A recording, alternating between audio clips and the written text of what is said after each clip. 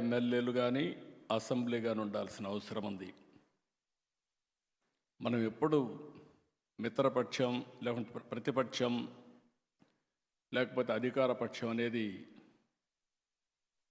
ప్రజా సమస్యలపైన పోరాడడం కోసం తప్ప వ్యక్తిగత విభేదాలు లేవు.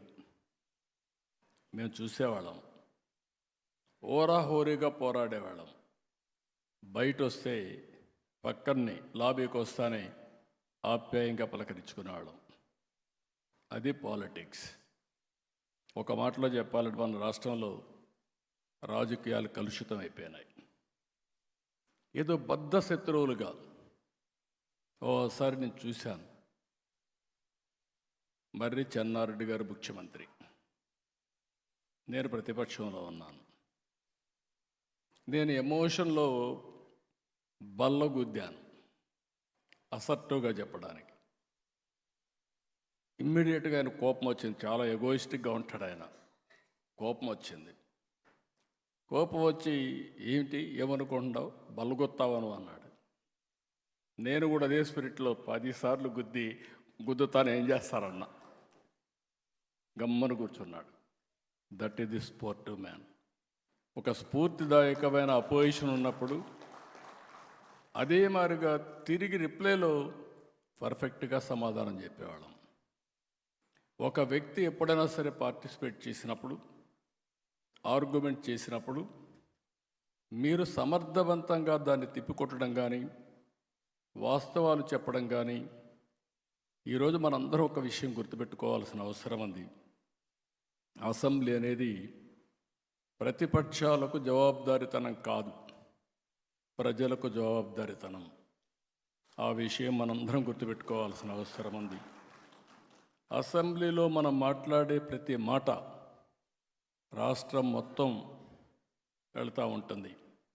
మొన్నటి వరకు మీరు చూస్తే అసెంబ్లీ ప్రొసీడింగ్స్ వస్తే టీవీ కట్ చేసేసేవాళ్ళు, అంటే మన బూతులు వినలేక. ఈరోజు నేను గర్వంగా చెప్పగలుగుతున్నా, ఆ రోజు కౌరవ సభగా ఉండే అసెంబ్లీ ఈరోజు గౌరవ సభగా తయారైంది. ప్రజలు కూడా మనల్ని ఫాలో అయ్యే పరిస్థితికి వచ్చారు. ప్రజలకు కావాల్సిన సమస్యల పరిష్కారం, ఒక పాజిటివ్ మెసేజ్ కావాలి.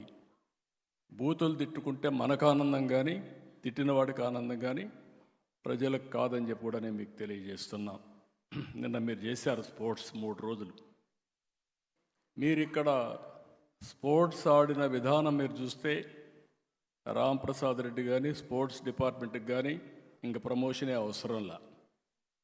ప్రతి ఒక్క ఎమ్మెల్యే ఈ విధంగా ఆడుతున్నాడు అని అనుకుంటే మనలో అభిమానించే ప్రజలు కూడా స్పోర్ట్స్లో భాగస్వాములు అవుతారు. ప్రతి ఒక్కరు కూడా గుర్తుపెట్టుకోవాల్సిన అవసరం ఉంది.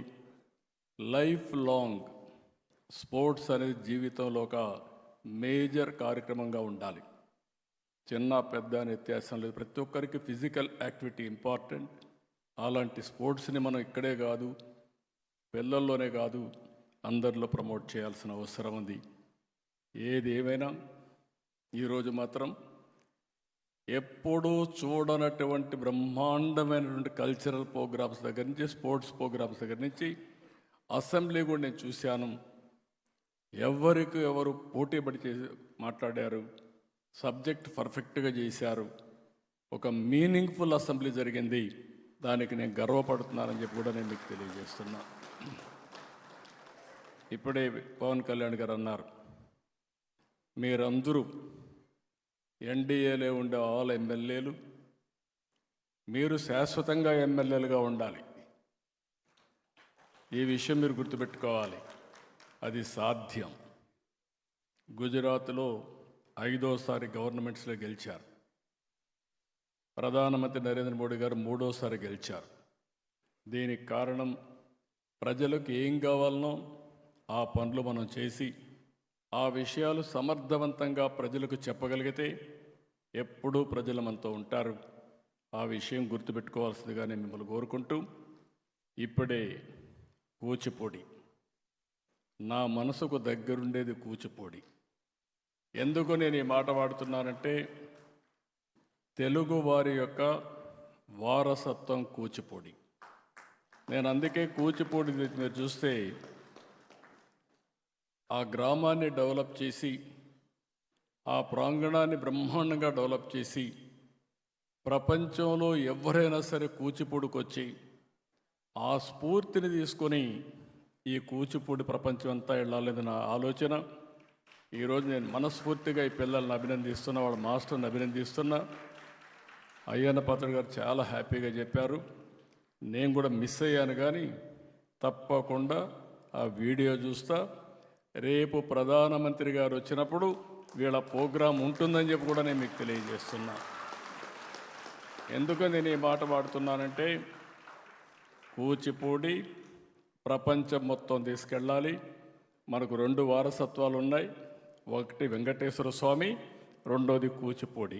ఈజ్ అవర్ కల్చర్, అది మన వారసత్వ సంపద. ఈ 2 కూడా తీసుకుపోవాల్సిన అవసరం ఉంది. ఏది ఏమైనా మళ్ళీ చెప్తున్నా,